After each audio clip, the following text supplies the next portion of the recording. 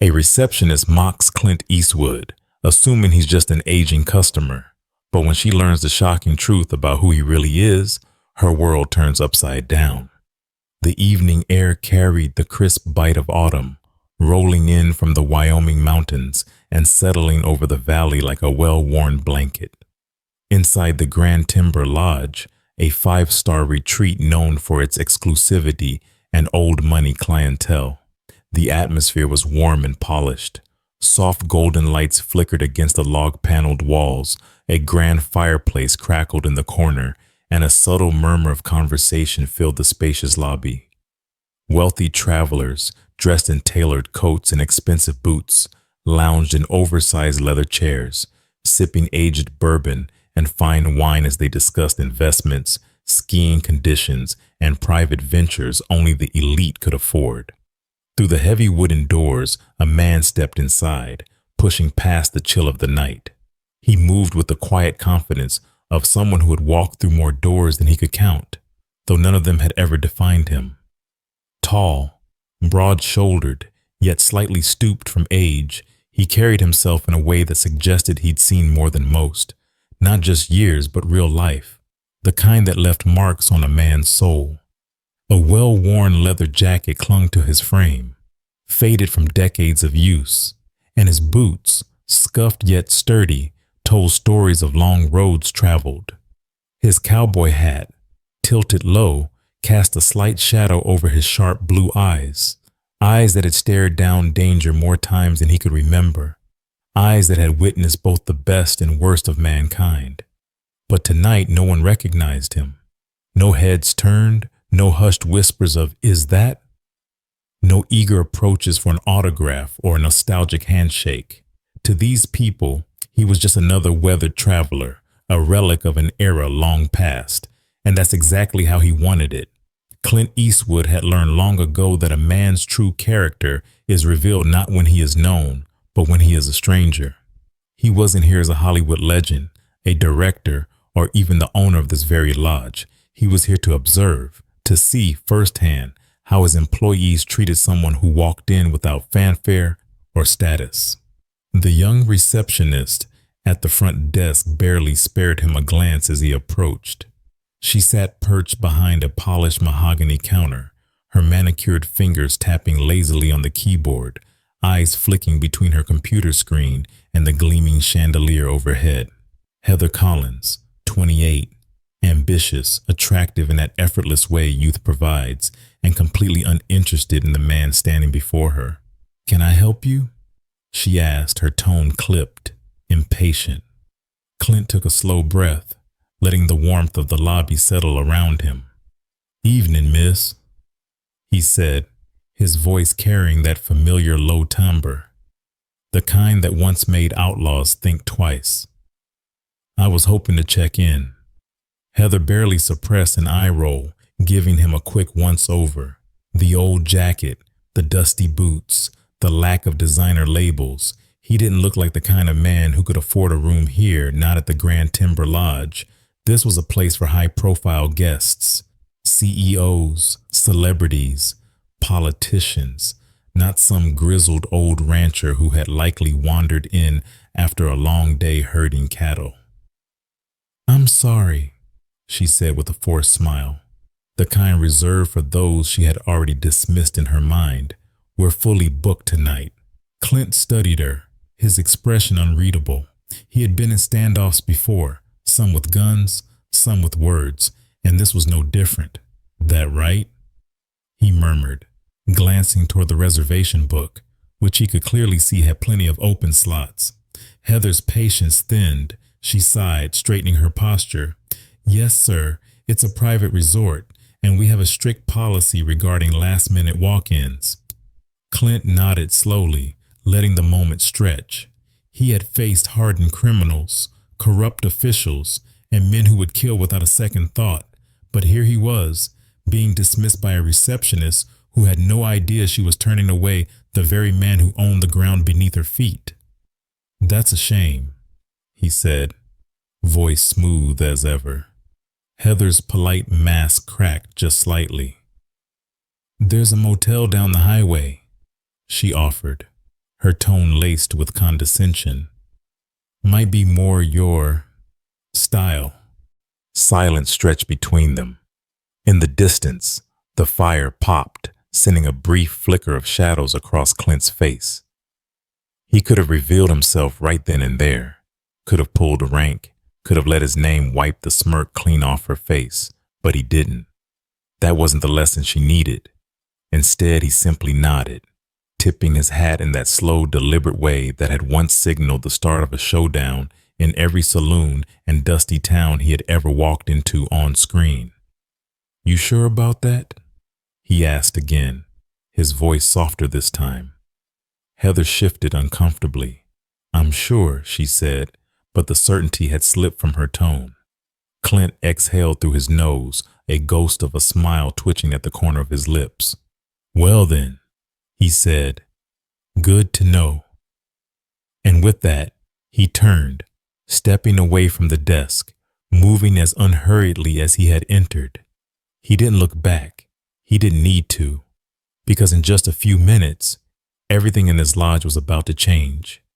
As Clint Eastwood stepped away from the counter, the warmth of the Grand Timber Lodge suddenly felt stifling. Not from the crackling fire in the grand stone hearth, but from the stench of entitlement and ignorance that filled the space. The polished floors, the antler chandeliers, the rich scent of aged whiskey, they all belonged to him.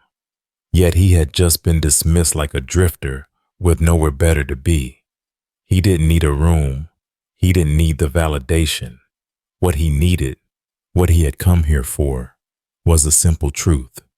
Did the people entrusted with his legacy treat everyone with dignity, or did they reserve their hospitality only for those who looked the part? Tonight, the answer had been made painfully clear. Heather, still at the front desk, barely spared him another glance. To her, he was already forgotten. Another nobody turned away, someone not worth a second thought. She returned to clicking through reservations, her polished nails tapping against the keyboard, her attention shifting to the next guest, a middle-aged couple in designer ski jackets, the kind of clientele she was eager to impress. Behind her, Mark Davies, the lodge manager, stepped out of his office. A tall man with graying hair, dressed in an immaculate navy suit. He carried himself with the air of someone who had spent years ensuring that everything ran smoothly, on the surface at least. He adjusted his tie and walked toward the desk, flashing a professional smile. "Everything good here, Heather?" Heather barely looked up. "Just had to turn away a walk-in," she said lightly, as if swatting a fly. "Tried to check in without a reservation. Not exactly our usual guest." Clint, who had stopped a few feet away to observe, let his gaze settle on Mark. He had known the man for nearly a decade, had personally signed off on his promotion. Mark had always been competent, professional, a man who followed the rules. But now, Clint wanted to know which rules mattered most to him. Mark turned to glance at the departing guest, his brow furrowing slightly as his eyes landed on the older man in the weathered leather jacket. Something about him seemed familiar. Clint caught his stare and held it. For a moment, time stretched. Then realization dawned. A flicker of recognition crossed Mark's face, followed quickly by a tightening of his jaw. His expression shifted from curiosity to panic, his back stiffening like a man who had just realized he'd made a grave mistake. He cleared his throat. "Heather," he said carefully, his voice lower now. "Did you say you turned him away?" Heather finally glanced up, frowning at her boss's suddenly uneasy demeanor. "Yeah." "Why?" Mark's breath hitched. He turned toward Clint again, his mind racing. He had seen this man before, not just in tabloids, not just in passing. This was Clint Eastwood, Hollywood legend, acclaimed director, owner of the very lodge they were standing in, and Heather had just sent him to a highway motel. Heather, sensing the shift in atmosphere, followed Mark's gaze. She turned, her dismissive attitude melting into confusion. "Wait, who is he?" she whispered, still not quite grasping what was happening. Mark swallowed hard, his throat suddenly dry. That's... He hesitated, knowing there was no easy way to soften the blow. Finally, he said it outright. That's Clint Eastwood, and he owns this hotel. The color drained from Heather's face. Clint let the silence hang in the air, watching the weight of those words settle over her. She knew. Now she knew. Her lips parted slightly, as if forming an apology, but Clint saw it in her eyes. She wasn't sorry for how she had treated him. She was sorry she had been caught. The lodge's warm, inviting space suddenly felt suffocating to her. The golden glow of the chandeliers no longer held their charm. The polished floors seemed too slick, too unstable beneath her designer heels. I didn't know, she stammered, her voice unsteady. Clint nodded, his expression unreadable. I know, he said simply. That's the problem. Mark exhaled, stepping forward quickly. Mr. Eastwood, sir, I sincerely apologize. Clint held up a hand. Not to me, he said. His gaze never left Heather. To every guest who's ever walked in here and got the same treatment, the ones who didn't have a famous name to fall back on. Heather's throat bobbed, shame creeping into her expression. The lobby, once buzzing with quiet conversation, now felt dead silent. A few guests, sensing the tension, had started watching, though none dared to interrupt. Mark's voice was firm but careful. Mr. Eastwood, how would you like us to handle this? Clint took his time before answering. He wasn't a man who thrived on public humiliation. He didn't want vengeance. What he wanted, what he had always wanted, was for people to do the right thing because it was right, not because they feared consequences. Finally, he said, every guest gets treated with the same respect, whether they're wearing a Rolex or dusty boots. If that's a problem for anyone on staff, they can find work elsewhere. Heather's breath hitched, but she didn't argue. Mark nodded immediately. Understood, sir. It won't happen again. Clint gave one final glance at Heather before turning, his boots echoing against the floor as he made his way to the fireplace. He didn't need her job.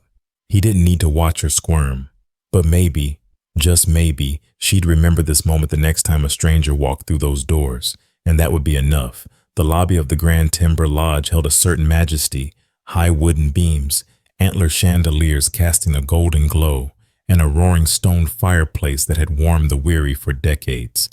But tonight the warmth felt like a mere illusion. Clint Eastwood sat in one of the deep leather armchairs, his gaze fixed on the flickering flames, his mind far from the cozy luxury surrounding him. He had built this lodge to reflect the values he cherished: integrity, respect, humility, but that front desk encounter had exposed a crack in its foundation. It wasn't just about one receptionist's attitude. It was about something bigger. How often had guests, good, hard-working people, been dismissed like he was? How many had walked away feeling small? Heather, the receptionist, might have recognized his face, might have treated him differently had she known his name, but that was the point. Respect shouldn't come with conditions. And so, Clint waited. Manager Mark Davies had swiftly offered apologies, scrambling to make things right, but Clint knew better than to settle for empty words. He wanted to see actions. So when Mark had asked how he wanted to handle things, Clint had merely leaned back, rubbed his calloused fingers together, and said, "We'll see." It was a test, not an overt, dramatic confrontation, not his style, but a silent, calculated test of character. He wanted to observe, to see if the people running his lodge would fix this because they knew it was right, or just because they had been caught. A few minutes later, Clint saw Mark pull Heather aside. Their conversation was hushed, but Heather's face shifted between defensiveness and realization. She glanced toward Clint once, maybe twice, and then, without another word, disappeared into the back. Fine, let her sit with it. As Clint turned his attention back to the fire, a soft voice interrupted his thoughts. "Excuse me, sir?" A young man, no older than 25, stood beside him, clutching a tray whip with both hands.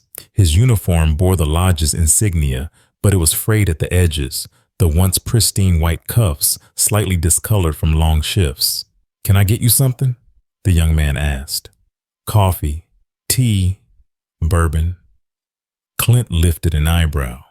The kid had good instincts. "Bourbon," he said, then added, "Neat." The waiter nodded and turned to leave, but Clint spoke again. "What's your name?" The young man hesitated for just a second before answering. "Ethan, sir." Clint studied him. There was no hesitation in his posture, no air of arrogance, just someone doing his job with quiet diligence. "You from around here, Ethan?" "Yes, sir. Grew up about 15 minutes out. My grandfather used to work maintenance here before he retired." Clint smiled slightly. "Your grandfather, what's his name?" "James Holloway," Ethan answered. And then, for the first time, realization dawned in his eyes. He looked at Clint, really looked at him. And then, with a sharp intake of breath, he said, "Wait, you're him." Clint chuckled softly. "Who's him?" Ethan flushed. "Clint Eastwood. You own this place." Clint merely nodded, letting the weight of that fact settle. To Ethan's credit, he didn't stumble, didn't suddenly try to win favor. Instead, he straightened his posture and said, "I'll be back with your bourbon, sir." Now that was character. Minutes later, Ethan returned with a glass of deep amber liquid, placing it gently on the side table. "I put in an order for one of the lodge's special reserve bottles. Thought you'd appreciate the good stuff." Clint took a sip, letting the warmth spread through him. "Good call." Then, with casual ease, he asked, "How long have you worked here?" "A little over a year," Ethan replied. "I started as a busboy, got promoted a few months back." Clint studied him again, nodding slowly. "And in that time, you ever see guests treated like I was at that front desk?" Ethan hesitated, and that was all the answer Clint needed. "Not all the time," Ethan admitted carefully. "But yeah, some folk get the red carpet, others don't. It's not right, but I guess that's just how some people are." Clint set his glass down, his gaze sharp but not unkind. "No, kid, that's how some people choose to be, and choices can change." Ethan held his gaze, something unreadable flickering in his expression. Then slowly he nodded. Just then, Mark reappeared, looking slightly more composed, but still wary. "Mr. Eastwood," he began, "I want you to know that Heather has been spoken to." Clint exhaled slowly. "And?" Mark cleared his throat. "And we'll be undergoing some staff training on customer treatment, effective immediately." Clint nodded. "Good." He then gestured toward Ethan. "Promote this one." Ethan's eyes widened. "Sir?" "You've got more sense than most," Clint said simply, "and good instincts. This lodge needs more people like you in charge of something." Mark didn't argue. "Consider it done." Heather reappeared just then, her face no longer carrying the haughty air from before. Her shoulders were squared, but her expression was somber. She opened her mouth, then closed it again before finally speaking. "I was wrong, Mr. Eastwood," she said. "I judged you without knowing a thing about you. That was unfair, and I apologize." Clint studied her for a long moment before nodding. "Mistakes happen," he said. "It's what you do next that counts." Heather swallowed and nodded. As Clint stood to leave, Ethan called after him. "Sir, why didn't you just tell her who you were from the start?" Clint chuckled, slipping on his worn leather jacket. "Because a name shouldn't be what earns you respect, kid." And with that, he walked out, leaving behind a lodge that perhaps would never see things quite the same way again. The Grand Timber Lodge's dining hall was bathed in the soft glow of antique chandeliers, their golden light flickering off polished oak tables and rich leather chairs. The air carried a blend of aged bourbon, slow roasted prime rib, and the faintest whisper of pine drifting in from the open balcony doors. It was a place built for quiet luxury, for those who appreciated the finer things, not because of price, but because of the craftsmanship, the care, the history. Clint Eastwood sat at the corner table, posture relaxed but mind sharp, the weight of the evening pressing down like a slow-building storm. Across the room, the same receptionist from earlier, Heather, stood near the bar, stiff and uncertain, her usual air of superiority replaced by something more fragile. She had been sent to him, or perhaps had chosen to come, and now she hovered on the edge of the moment, deciding whether to face it or flee. She hesitated, then finally approached. "Mr. Eastwood," she said, voice controlled but lacking its previous steel. "Do you have a moment?" Clint lifted an eyebrow, motioning to the empty chair across from him. She sat slowly, folding her hands together, and let out a breath as though steadying herself. "I was out of line earlier," she admitted, "and I owe you an apology." Clint studied her, his expression unreadable. Heather swallowed. "I treated you like you didn't matter because I didn't recognize you, and that's not right." He let the silence settle between them before speaking. "No, it's not." She flinched slightly but didn't look away. That was something, at least. Clint leaned back, fingers tracing the rim of his bourbon glass. "Tell me something, Heather. If you had known who I was, how would that interaction have gone?" She exhaled. "Differently." "Why?" She hesitated, then gave the answer he had expected. "Because you're Clint Eastwood. You own this place. You're—" She stopped herself, suddenly realizing the weight of her words. Clint nodded slowly. "So respect, in your book, has to be earned by name, by wealth, by power." Heather's gaze dropped to the table. Clint took a sip of bourbon, letting the warmth settle in his chest before continuing. "I built this lodge for people who appreciate it, not just the ones who can afford the finest suite, not just the ones who expect special treatment, everyone. But if the people running it don't understand that—" He shook his head. "Then what's the point?" Heather bit her lip. "I never meant to be that kind of person." "Didn't you?" His voice wasn't cruel, but it was steady, unwavering, because that kind of attitude doesn't come from nowhere. It comes from habit, from years of thinking you're above some people and beneath others. She swallowed hard. "I grew up believing that status mattered, that who you know, where you stand, determines everything. It's how I was raised." Clint nodded slowly. "I get it. But you know what I've learned over the years?" She looked at him, waiting. "True power isn't about position. It's about how you treat people when you think no one's watching." He took another sip, then set his glass down. "And humility isn't thinking less of yourself. It's just thinking of others too." Heather exhaled, her fingers twisting in her lap. "I don't want to be that person anymore." "Then don't be." She blinked, as if expecting some grander speech, some lecture on redemption. But Clint didn't believe in wasted words. Change wasn't about dramatic monologues. It was about the next choice, the next action. Heather nodded, slowly at first, then with more certainty. "I understand." Clint studied her for a moment longer, then gestured toward the room. "See that kid over there? The one clearing the tables?" Heather followed his gaze to Ethan, who was collecting empty glasses, moving with quiet efficiency. "That's Ethan Holloway," Clint continued. "His grandfather helped build this place. You ever see him?" She hesitated. "Once or twice." Clint nodded. "He's got a good head on his shoulders, hard-working, treats everyone with respect no matter who they are. You know why?" Heather shook her head.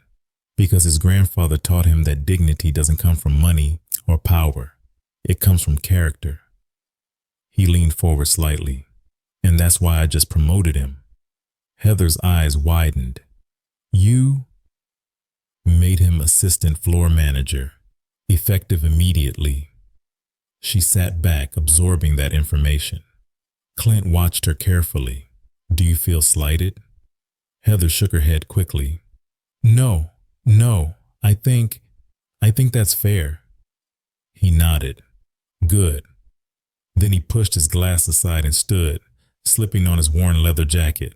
Heather, he said, and she looked up. Respect isn't about knowing someone's name before you decide to give it. You remember that, and you might just make something of yourself here. She nodded, standing as well.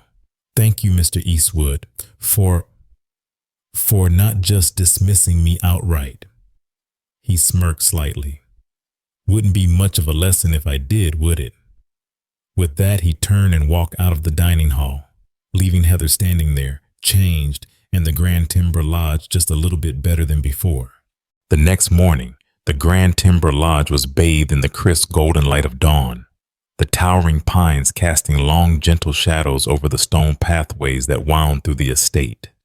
The hum of distant conversation and the clinking of silverware from the dining hall were the only sounds filling the air. Heather stood by the grand staircase, staring out over the lobby, her hands clasped tightly together. Sleep had been elusive.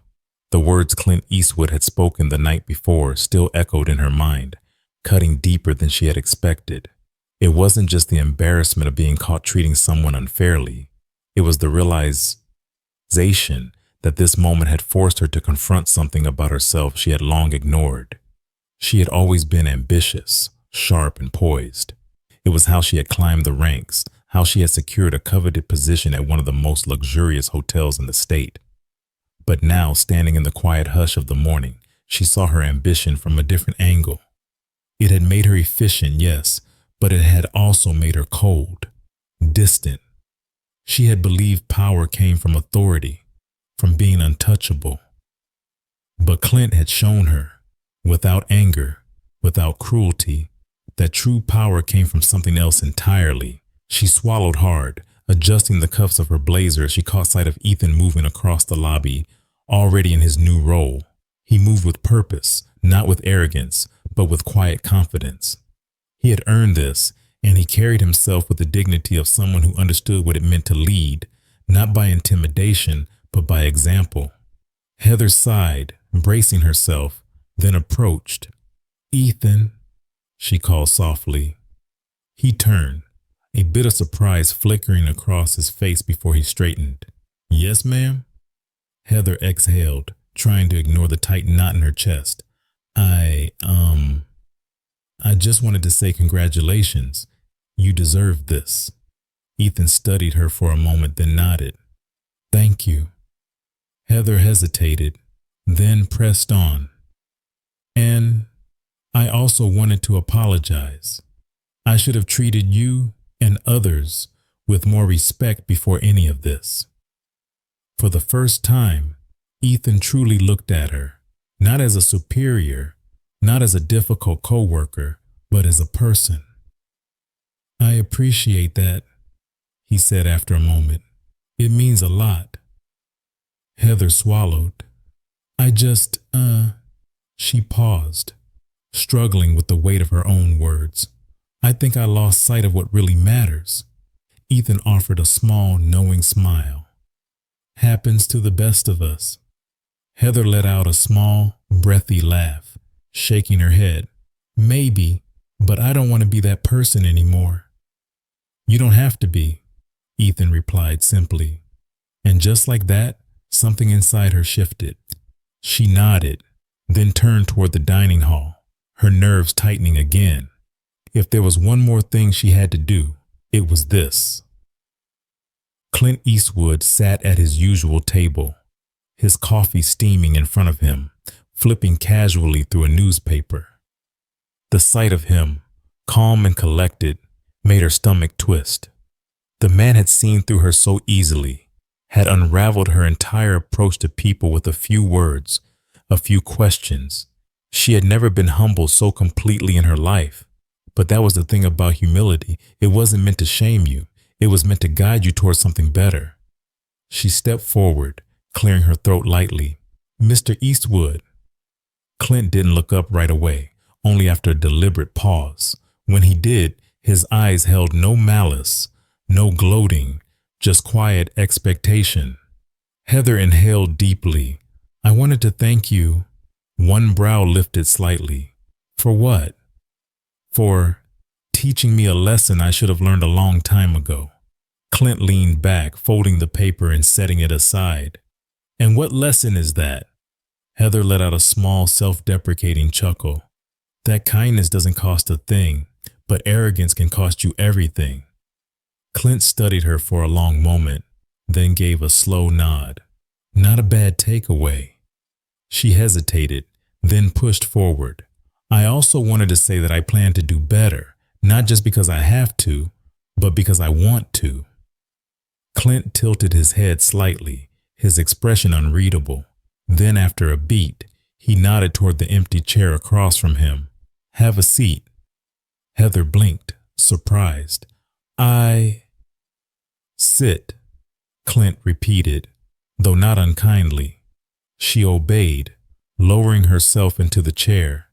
The silence stretched between them, but it wasn't uncomfortable. It was reflective. Clint took a sip of his coffee before speaking. I've been around a long time, Heather. Seen a lot of people, good and bad. And you know what I've learned? Heather shook her head. The ones who admit when they're wrong and actually do something about it, they're the rarest kind. He set his cup down. So don't waste that. Heather exhaled, nodding. I won't. Clint gave a small smirk. Good. Now go make something of yourself. Heather smiled, genuinely, this time. Then, with newfound resolve, she rose from the table and walked away, feeling lighter than she had in years. Outside, the sun climbed a little higher, spilling warm golden light across the grand timber lodge, and for the first time in a long time, Heather felt like she was finally on the right path. The sun had begun its slow descent over the grand timber lodge, painting the sky in hues of amber and rose. A soft evening breeze whispered through the towering pines, carrying with it the scent of fresh rain from the night before. Clint Eastwood sat on the grand balcony overlooking the vast stretch of rolling hills beyond the lodge, a quiet observer of a world that often moved too fast for its own good. His expression was unreadable, a mixture of calm contemplation and the unshakable confidence that came from years of knowing exactly who he was. Inside, the energy of the hotel remained lively. Guests mingled in the grand lobby, the faint clatter of glasses and silverware drifting from the dining hall. Yet despite the luxury and bustle, the atmosphere was different tonight. A quiet shift had settled over the employees, an unspoken realization that they had been in the presence of a man who understood power in a way they had not as something wielded through intimidation or titles, but through character. Heather stood by the entrance to the balcony, hands clasped in front of her, as if debating whether to step forward. The last 2 days had been a reckoning, a mirror held up to her flaws and forcing her to face them without excuse. She had spent so much time thinking power meant being above others, above their struggles, their mistakes, their emotions. But watching Clint Eastwood move through these halls, interacting with people not as an untouchable figure but as an equal, had undone everything she thought she knew. Mr. Eastwood, she finally said, her voice softer than usual. Clint turned slightly, acknowledging her with the same patient gaze he had given her before. He didn't speak right away. He never did, she realized. He gave people room to fill the silence, to speak not just to be heard, but to be understood. Heather took a slow breath and stepped forward, joining him at the railing. I used to think that control was the only way to lead. She admitted that if you let people get too comfortable, they walk all over you. That respect came from authority, not character. She let out a small, self-deprecating chuckle. But I was wrong, wasn't I? Clint finally spoke, his voice steady and deliberate. Control and respect aren't the same thing. You can force obedience, sure, but real respect, that's something you earn. Heather exhaled, nodding. I see that now. A moment of silence stretched between them, filled only by the rustling of pine needles in the wind. You ever heard the saying, Clint continued, that how a person treats those who can't do anything for them says more about them than anything else? Heather glanced at him, realizing she had never truly thought about that before. I have now, she murmured. Clint let out a small chuckle, low and knowing. Most people don't think about it until they're on the other side of it. He turned slightly, facing her fully now. You were given authority here, but authority without integrity, that's just fear in disguise. Heather looked away for a moment, absorbing the weight of his words.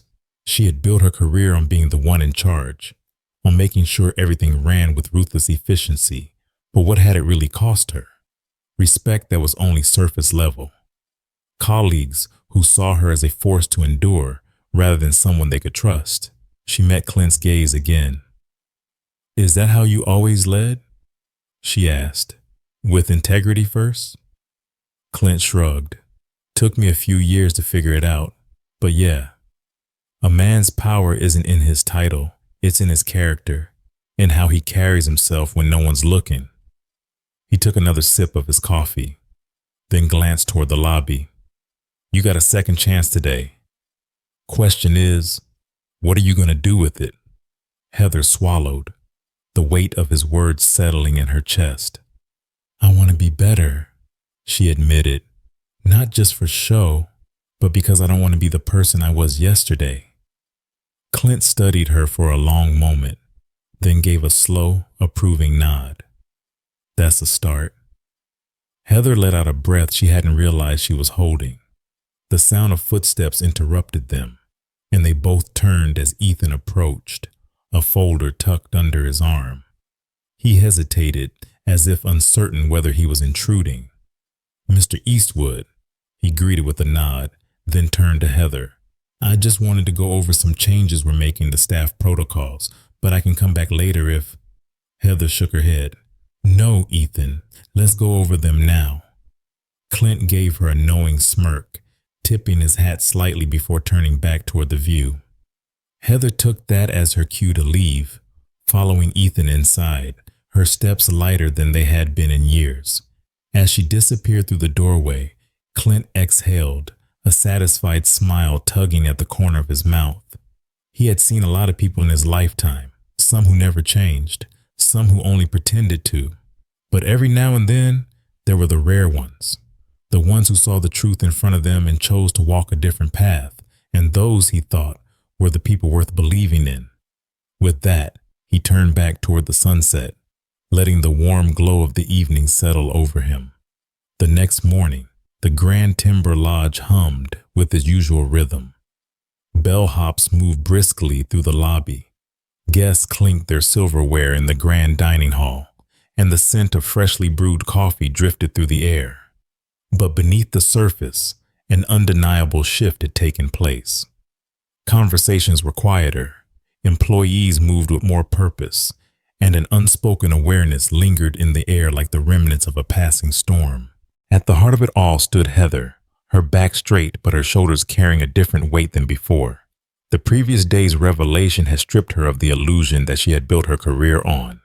Control wasn't power, fear wasn't leadership, and respect could not be demanded. It had to be earned.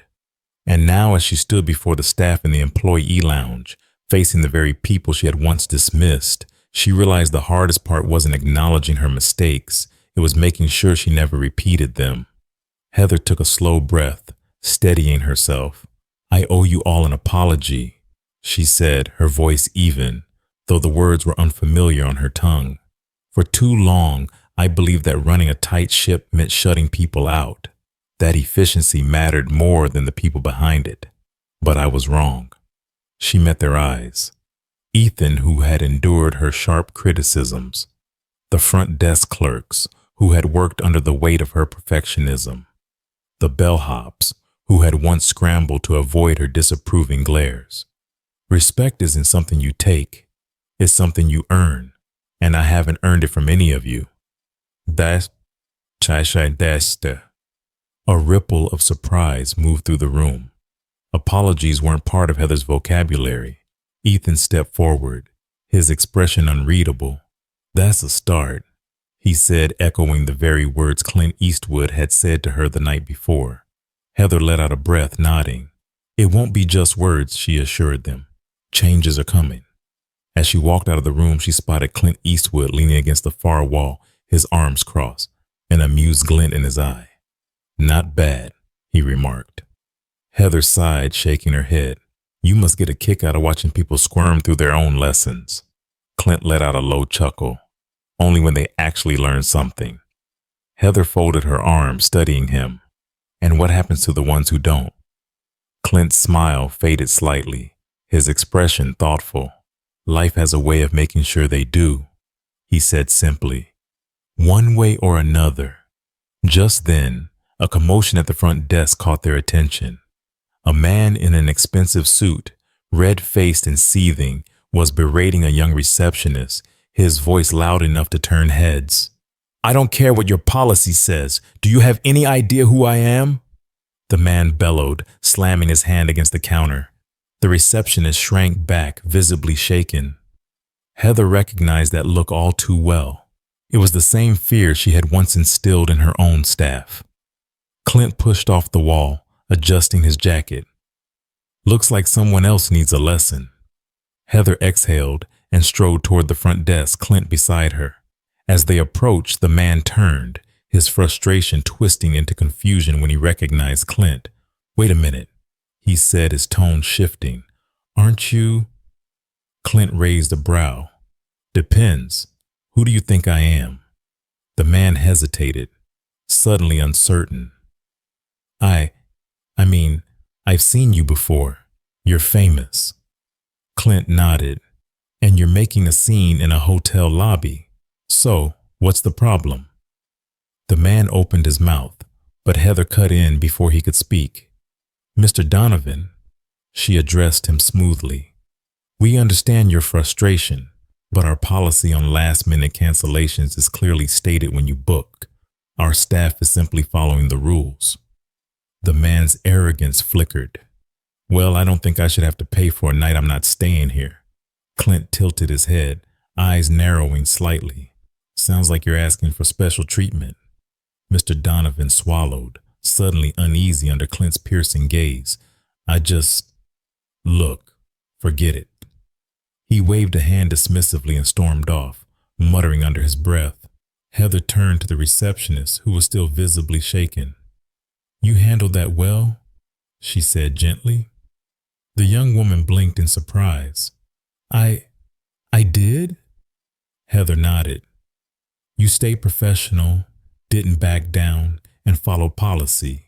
That's exactly what you should have done." A small, grateful smile crept onto the receptionist's face.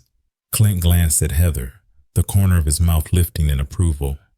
Later that evening, as the sun dipped below the horizon, Clint prepared to leave. Heather walked him to the entrance, hands in her pockets. "So, that's it?" she asked. "You come in, shake everything up, and then disappear into the sunset?" Clint smirked. "Pretty much." Heather let out a soft laugh. "You know, I used to think power meant being in control all the time. Now I realize it means knowing when to step back and let people grow." Clint nodded. "That's the thing about real lessons. They stick." Heather extended her hand. "Thank you, Mr. Eastwood." Clint shook her hand firmly. "Call me Clint." "Me." As he stepped into his car, Heather watched him go, the weight of the past few days settling into something new, something lighter. She wasn't the same person she had been when he walked into the Grand Timber Lodge. And for the first time in a long time, she felt like the kind of leader she had always wanted to be. The first snowfall of the season blanketed the Grand Timber Lodge in a pristine layer of white, its heavy drapes softening the noise of the world. Guests admired the winter wonderland from the grand windows, sipping warm cider, while the staff moved with newfound ease, no longer haunted by the weight of an overbearing presence. The change had been gradual, like the slow turning of a river's course, but undeniable. Dash. At the heart of it stood Heather, no longer the rigid, imposing figure she once was. She had spent months proving that her transformation wasn't just for show. Apologies had been given, trust had been rebuilt, and mistakes, her own and others, were now treated as lessons rather than weapons. It hadn't been easy. Changing the way people saw her meant changing the way she saw herself first. Power had once been her shield, her weapon of choice in a world where she had mistaken fear for respect. Now she understood that true strength lay in something much harder to wield: humility. And it was that humility that had brought her to this moment. Seated in the lodge's private study, she thumbed through an old leather-bound book, its pages worn with time. Across from her sat Ethan, his usual guarded expression replaced with something softer. It had been weeks since their last serious conversation, and yet there was an ease between them that had never existed before. "You really read this?" he asked, gesturing toward the book in her hands. Heather smirked. "Every night since you recommended it. Took me a while to admit you were right." Ethan chuckled. "I'll take that as progress." She closed the book and leaned back. "You know, I used to think admitting I was wrong made me weak. Now I see it's the only way to actually get stronger." Ethan studied her for a moment before nodding. That's a lesson most people never learn. Their conversation was interrupted by a knock at the door. The receptionist peeked in, eyes bright with an urgency that suggested something significant. "Ms. Lockwood, there's someone here asking for you." "Why, the..." Heather frowned slightly. "Who?" The receptionist hesitated before stepping aside. And then, as if summoned by the very ghosts of her past, he walked in. Gregory Langford, the last person she ever expected to see again. Heather felt her pulse quicken. The man standing before her was the very embodiment of the ruthless ambition she had once aspired to. Years ago, he had been her mentor, if one could call it that. He had taught her everything she knew about control, about commanding a room with an iron grip. And when she had finally outgrown his influence, she had walked away, severing ties without a second glance. Yet here he was, standing in the same space she had built, wearing the same arrogant smirk she once thought was the mark of success. "Heather," Langford drawled, slipping his hands into the pockets of his tailored coat. "It's been a while." Heather inhaled deeply, forcing herself to stay composed. "It has." Langford's gaze flickered around the room before settling back on her. "I've heard some interesting things about you lately. Thought I'd see for myself if the rumors were true." Heather crossed her arms. "And what rumors would those be?" Langford chuckled, shaking his head. "That you've gone soft. That the woman who once ran this place like a military operation is now preaching patience and second chances." He leaned in slightly, voice lower. "Tell me, is this some kind of elaborate act? A rebranding effort? Or have you actually bought into the nonsense?" The old Heather, the one who had once sought Langford's approval, who had measured her worth by his standards, would have felt the sting of his words. But that Heather was gone. She smiled, calm and deliberate. "It's not an act, Greg. It's called growth." Langford's smirk faltered for the briefest moment. "Growth?" He scoffed. "Heather, let me give you some advice. Leadership isn't about hand-holding. It's about control. The moment you let people think they can challenge you, you lose everything." Heather studied him carefully, suddenly realizing something profound. He was afraid. Not of her, not of losing power, but of the possibility that she was right, that all the years he had spent wielding authority through intimidation had been a mistake. "You know what, Greg?" she said, standing up. "For a long time I believed that. I believed everything you taught me, and I was miserable." Langford frowned, clearly taken aback. She stepped closer, her voice steady.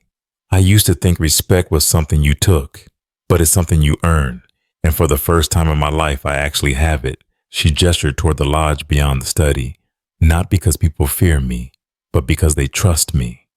Langford opened his mouth, but for the first time, he had no clever response.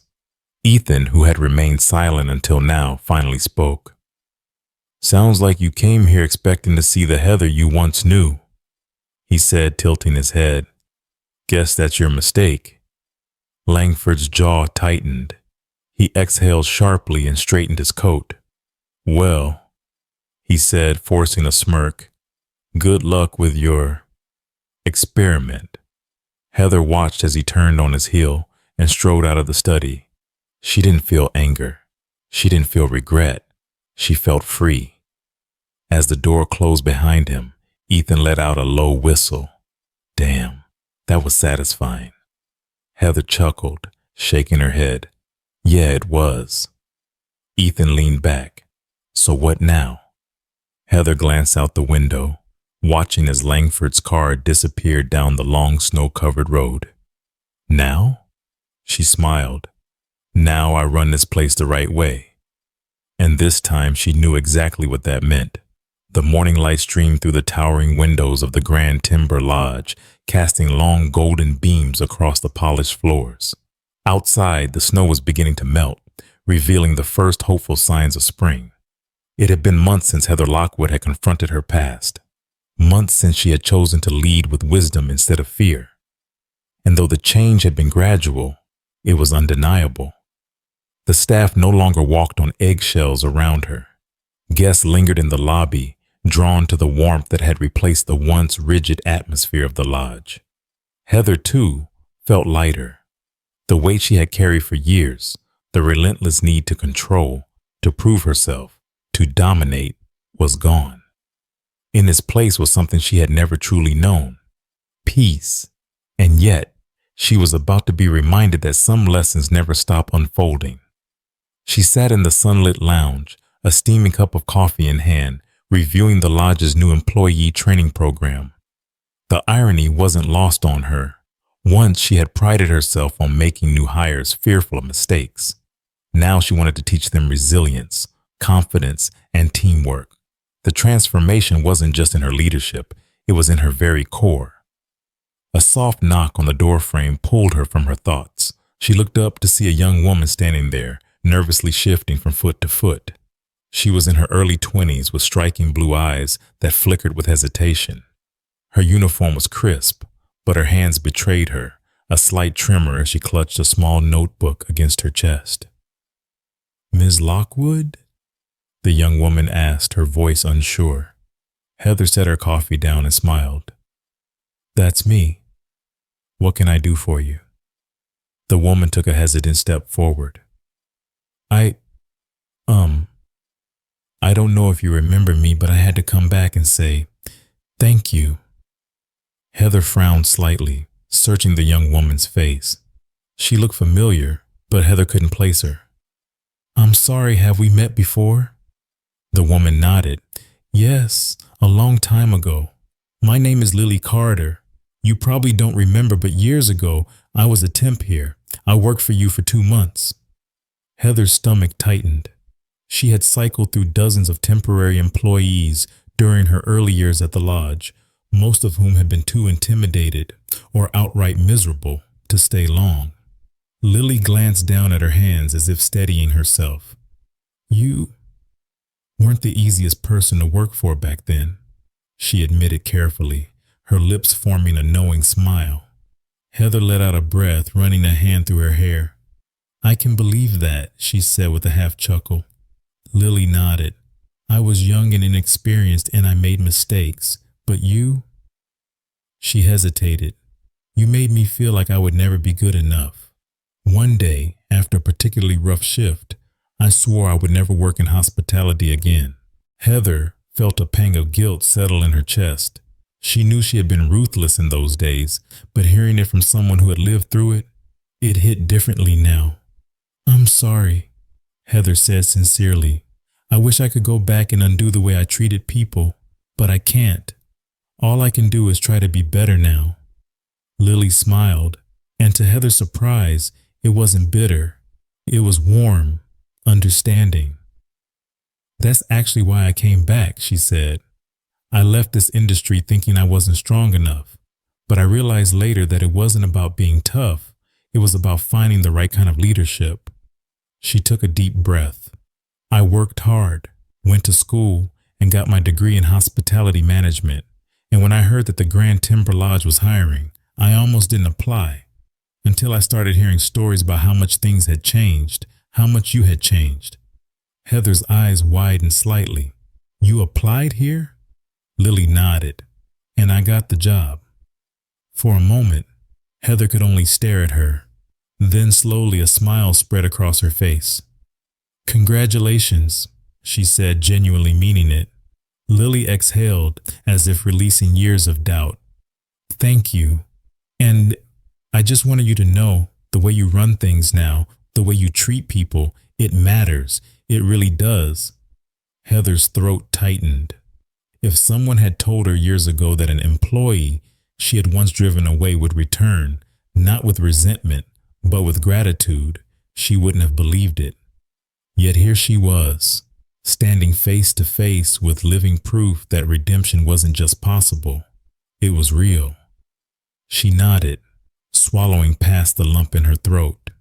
Thank you for telling me that, Lily, and welcome back. Lily's smile was bright, filled with something Heather recognized, hope. As the young woman turned and walked away, Heather sat back, exhaling deeply. The past had come full circle, but this time it didn't haunt her, it healed her. She had once believed that power came from control, from perfection, from being feared. But now she understood the truth. Real power came from admitting your mistakes, learning from them, and choosing to grow.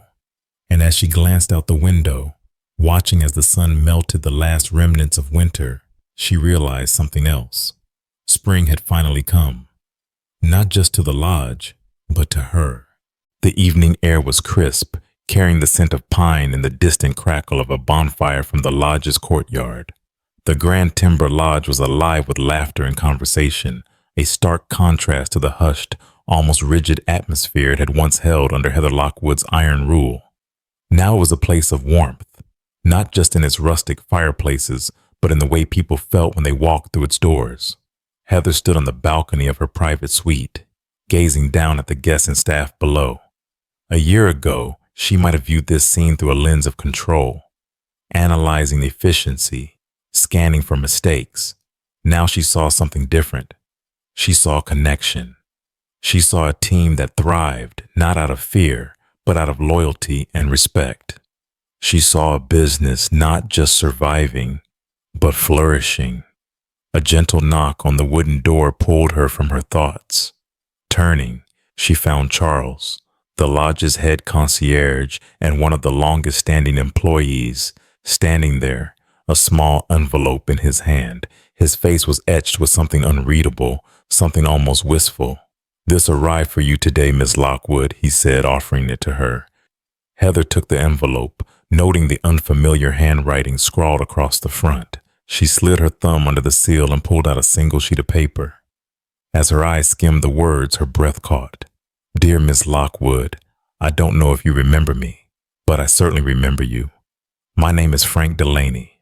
30 years ago, I was a young bellhop at this very lodge. You weren't in charge back then, but even as a guest, you carried the kind of presence that made people take notice. You probably don't recall the moment that changed my life, but I do. It was the night I accidentally spilled coffee on your designer coat. I was sure I was about to be fired on the spot, but instead you surprised me. You looked at me, really looked at me, and instead of anger, you offered advice. You told me that mistakes happen, but it's how we handle them that defines us. You even tipped me extra and told me to keep my chin up. At the time, I didn't understand how much those words would mean. But years later, when I faced far bigger mistakes and harder lessons, I held on to them. They got me through my first business failure, my first real heartbreak, my first moment of doubt. I heard through an old friend that you now run the Grand Timber Lodge. I don't know if life has been kind to you, but I wanted you to know that in that moment, you made a difference. And that kind of impact lasts longer than any title or fortune ever could. Thank you. Sincerely, Frank Delaney." Heather's hands trembled slightly as she lowered the letter. She stared at the ink, at the words that had reached her across decades, and felt something shift deep within her. She had spent so many years believing that strength meant control, that leadership meant demanding perfection. She had wielded authority like a weapon, shaping the world around her through sheer force of will. But here, in this simple letter, was proof that true power wasn't found in dominance. It was found in the smallest of moments. A kind word, a choice to encourage rather than destroy. She thought back to the countless employees she had driven away, the fear she had instilled, and the weight of regret she had worked tirelessly to undo. And yet, here was proof that even before she had embarked on this path of redemption, she had already left a mark on someone's life. "Ms. Lockwood?" Charles's voice was gentle. "Are you all right?" Heather looked up, blinking back the mist in her eyes. She nodded slowly, then for the first time in a long time smiled. Not the polished, professional smile she had once perfected, but something real, something filled with quiet understanding. "Yes, Charles," she said, folding the letter carefully. "I think I am." For a long moment, she stood there, listening to the sounds of the lodge below, the laughter, the music, the clinking of glasses, and she realized that this was her legacy. Not the profit margins, not the reputation, not the years spent chasing perfection. Her legacy was in the people she had touched, the lives she had shaped, the lessons she had learned and passed on. She exhaled deeply, stepping out onto the balcony again. The world stretched before her, filled with endless possibilities. And for the first time in years, she wasn't looking for control. She was simply looking forward. Because at the end of it all, respect wasn't something demanded. It was something earned, something given freely, something that lingered long after titles faded and fortunes changed. And that, she realized, was the greatest lesson of all.